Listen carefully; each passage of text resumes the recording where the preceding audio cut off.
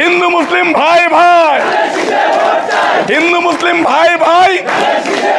আমরা এই বান্দেপাড়াবাসী হিন্দু সম্প্রদায়ের বলেন সবাই মিলে এই 400 হিন্দু সম্প্রদায় বিএনপিতে যোগদান করলাম।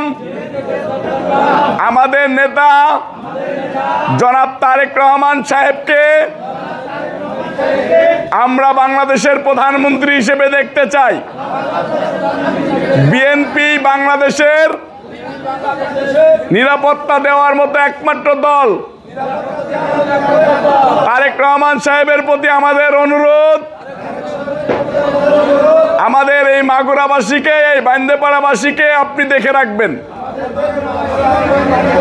আমরা এই গ্রামবাসী সকলে মিলে ঐক্যবদ্ধ হয়ে